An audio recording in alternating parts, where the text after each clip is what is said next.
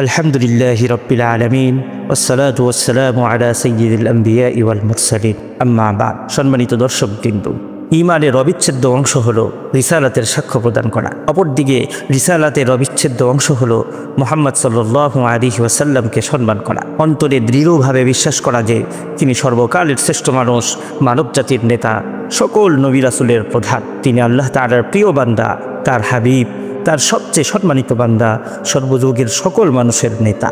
আল্লাহ রাব্বুল আলামিন পবিত্র কারিমে ইরশাদ করেছেন, ওয়ামা আরসালনাকা ইল্লা রাহমাতাল লিল আলামিন, আমি তো তোমাকে রাসূল হিসেবে প্রেরণ করেছি বিশ্বজগতের রহমত হিসেবে। একজন মুমিনের নিকটে সকল মানুষের ঊর্ধ্বে তার সম্মান। এ বিষয়ে মহান আল্লাহ তাআলা বলেছেন, আন-নাবিয়্যু আওলা বিল মুমিনিনা মিন আনফুসিহিম ওয়া আজওয়াজুহু উম্মাহাতুহুম। মুমিনদের নিকট নবী সাল্লাল্লাহু আলাইহি ওয়াসাল্লাম তাদের নিজেদের চেয়েও ঘনিষ্ঠতর এবং তার স্ত্রীগণ হলো মুমিনদের মাতা। স্বয়ং রাসূল সাল্লাল্লাহু আলাইহি ওয়াসাল্লাম নিজের সম্পর্কে বলেছেন, আনা সাইয়্যিদু ওয়ালদি আদম ইয়াউমাল কিয়ামা ওয়ালা ফখরা ওয়া বিয়াদি লিওয়াউল হামদি ওয়ালা ফখরা ওয়া মা মিন নাবিয়্যিন ইয়াউমাইযিন আদম ফামান সাওয়াহু ইল্লা তাহতা লিওয়াই ওয়া আনা আউয়ালু মান তানশাক্কু আনহুল আরদু ওয়ালা ফখরা। কিয়ামতের দিন আমি আদম সন্তানের নেতা হব, তবে এতে আমার কোনো অহংকার নেই। আমার হাতেই প্রশংসার ঝান্ডা থাকবে, তবে এতেও আমার কোনো অহংকার নেই।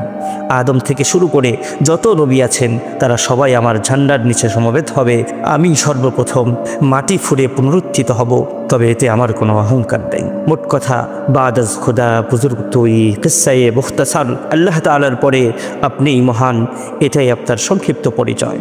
অপরদিকে নবীজি সাল্লাল্লাহু আলাইহি ওয়াসাল্লাম ইরশাদ করেছেন, লা ইউমিনু আহাদুকুম হাত্তা আকুনা আহাব্বা ইলাইহি মিন ওয়ালাদিহি ওয়া ওয়ালিদিহি ওয়ান নাসি আজমাইন। তোমাদের মধ্যে কেউ ততক্ষণ পর্যন্ত মুমিন হতে পারবে না যতক্ষণ পর্যন্ত না আমি তার নিকটে তার পিতা, সন্তান এবং সকল মানুষ অপেক্ষা প্রিয়তম হয়েছি। এজন্য অন্য সকল মানুষের থেকে পৃথকভাবে সম্মানের সাথে তাকে ডাকতে হবে, সর্বাপেক্ষা সম্মানের সাথে তার আলোচনা করতে হবে। এটাই ঈমানের দাবি। এ বিষয়ে মহান আল্লাহ রাব্বুল আলামিন বলেছেন, লা তাজআলু দুআ আর-রাসূলি বাইনাকুম কাদুআই বাযিকুম বাযা। রাসূলের আহ্বানকে তোমরা তোমাদের একে অপরকে প্রতি আহ্বানের মতো গণ্য করো না। এমনকি রাসূলকে ছোট করার সামান্য থেকে সামান্য ছিদ্র পথও আল্লাহ তাআলা বন্ধ করে দিয়েছেন। যেমন আল্লাহ রাব্বুল আলামিন বলেছেন, ইয়া আইয়ুহাল্লাযীনা আমানু লা তাকুলু রাঈনা ওয়া কুলু উনজুরনা ওয়াসমাউ ওয়ালিল কাফিরিনা আযাবুন আলীম। হে মুমিনগণ, তোমরা রাঈনা বলো না, বরং বলো উনজুরনা, আর শোনো, কাফিরদের জন্য রয়েছে যন্ত্রণাদায়ক আযাব। উক্ত আয়াতের মাঝে রাঈনা এর অর্থ আমাদের প্রতি ভ্রুক্ষেপ ও আমাদের দিকে খেয়াল করুন। কোনো কথা না বোঝা গেলে এই শব্দ ব্যবহার করে শ্রোতা নিজের প্রতি বক্তার আকর্ষণ সৃষ্টি করত। সাহাবা ইকরাম রিদওয়ানুল্লাহি আলাইহিম আজমাইনও এই শব্দটি রাসূল সাল্লাল্লাহু আলাইহি ওয়াসাল্লামের ক্ষেত্রে ব্যবহার করত, কিন্তু ইয়াহুদিরা বিদ্বেষবশত এই শব্দের কিছুটা বিকৃতি ঘটিয়ে ব্যবহার করত, যাতে তার অর্থের পরিবর্তন ঘটত এবং এর মাধ্যমে তারা রাসূল সাল্লাল্লাহু আলাইহি ওয়াসাল্লামের সাথে ঠাট্টা করত। যেমন তারা বলতো রাঈনা অর্থাৎ হে আমাদের রাখাল, অথবা রাঈনা মানে হে নির্বোধ। তাই মহান আল্লাহ রাব্বুল আলামিন বললেন, হে মুমিনগণ, তোমরা রাঈনা বলো না, বরং উনজুরনা বলো, যাতে করে রাসূল সাল্লাল্লাহু আলাইহি ওয়াসাল্লামের সাথে ঠাট্টা বা তাকে ছোট করার এই সামান্য সাদৃশ্যতাও না থাকে। বস্তুত রাসূল আকরাম সাল্লাল্লাহু আলাইহি ওয়াসাল্লাম কোনো পেশাদার রাখাল ছিলেন না। হ্যাঁ, সকল নবী রাসূলগণ বকরি চড়িয়েছিলেন ধৈর্যের সবক নেওয়ার জন্য, কারণ কোনো কোনো উম্মত তো ছাগলের চেয়েও নিকৃষ্টতর ঘাড় তেরা। তাই সেটা তো ছিল নবী হওয়ার জন্য প্রাথমিক ট্রেনিং। নবীজি সাল্লাল্লাহু আলাইহি ওয়াসাল্লামকে সর্বপ্রথম রাখাল বলে সম্বোধন করেছে তো ইয়াহুদিরা। অবশ্য সাম্প্রতিক কিছু নাস্তিক ব্লগারেরাও আল্লাহর রাসূলকে পেশাদার রাখাল দাবি করে নবীজি সাল্লাল্লাহু আলাইহি ওয়াসাল্লামকে ছোট করার চেষ্টা করে। কিন্তু সাম্প্রতিক ভাইরাল বক্তা ডক্টর মিজানুর রহমান আজহারি যেন ইয়াহুদি ও নাস্তিকদের চেয়েও এক ধাপ নিচে নেমে নবীজি সাল্লাল্লাহু আলাইহি ওয়াসাল্লামকে কাউবয় বলে মন্তব্য করেছেন। বিশ্বনবীর কিন্তু টাকা পয়সা ছিল না, জানেন? ছাগল চড়াতো, কাউবয়। আর বিশ্বনবীর তো তেমন কোনো উপার্জনই ছিল না। মা খাদিজার উপার্জন দিয়ে বিশ্বনবী চলেছেন, যা খুবই দুঃখজনক।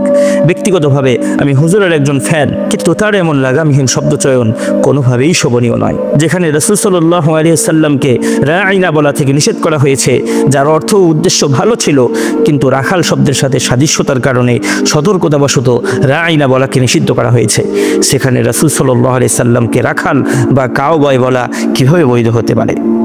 ইতিপূর্বে আজহারি সাহেব আম্মাজান খাদিজা রাদিয়াল্লাহু তাআলা আনহার ব্যাপারেও এমন বেফাস কথাবার্তা বলেছিলেন। যুবক বিয়ে করলেন 40 বছরের এক মহিলা, তাও এমন যদি হয়তো এই মহিলাটার বিয়ে হয় না, ইনট্যাক্ট মহিলা, তাও তো না, ভার্জিন না, উইডো, বিধবা, আরমালা। 25 বছরের বিশ্বনবী বিয়ে করলেন 40 বছরের এক বুড়ি মহিলাকে। বিয়ে করেছেন সাইয়্যিদাতুনা খাদিজাকে, ওনার বয়স ছিল 40। আগে 2 বার তালাক খাইছে, অনেকগুলো বাচ্চা জন্ম দিয়ে প্রৌঢ়া একটা নারী ছিল। এই মহিলাকে বিয়ে করলেন বিশ্বনবী মুহাম্মদ, যা হাজারো মুমিনের অন্তরে আঘাত করেছে। আজ যদি আজহারি সাহেবের মায়ের সম্পর্কে কোনো ব্যক্তি এই কথা বলে যে তিনি একটা বুড়ি মহিলা, তার ভার্জিনিটি নষ্ট হয়ে গেছে, তিনি ইনটেক না, অথবা যাদের মায়ের আগে কোথাও বিবাহ হয়েছিল পরে তালাক হয়ে গেছে, তাদের ব্যাপারে ওই মন্তব্যগুলোই পাবলিক প্লেসে করি যা আজহারি সাহেব আম্মাজান খাদিজা সম্পর্কে করেছিলেন, তাহলে কি সেটা সভ্যতার মধ্যে পড়বে? কিংবা যদি বলি আজহারি সাহেব বইয়ের টাকায় চলে আর বাস্তবেও বিষয়টি এমনই হয়, তাহলে কি এটা আজহারির ফ্যানদের খারাপ লাগবে না? আরে ভাই, আমার নিজের মা যদি কালো হয় তবু কি এ কথা পাবলিক প্লেসে বলে বেড়াই আমার মা একদম ব্ল্যাক, আমার মা প্রচণ্ড রকমের কুৎসিত? বরং বলি যে মা যেমনই হোক দুনিয়ার সবচেয়ে সুন্দরতম নারী আমার মা। আর এটা তো দুনিয়ার মা, কিন্তু আম্মাজান খাদিজা রাদিয়াল্লাহু তাআলা আনহা তো সকল মুমিনের মা, আল্লাহ তাআলা কর্তৃক ঘোষিত মা। ওয়া আজওয়াজুহু উম্মাহাতুহুম, নবীজি সাল্লাল্লাহু আলাইহি ওয়াসাল্লামের স্ত্রীগণ হলো তোমাদের মা। সেই রব ঘোষিত মায়ের ব্যাপারে এমন বেফাস মন্তব্য কি করে একজন আলেমের পক্ষে শোভা পায়? আল্লাহ রাব্বুল আলামিন আমাদেরকে সঠিক বুঝদান করেন। আমিন ইয়া রাব্বাল আলামিন।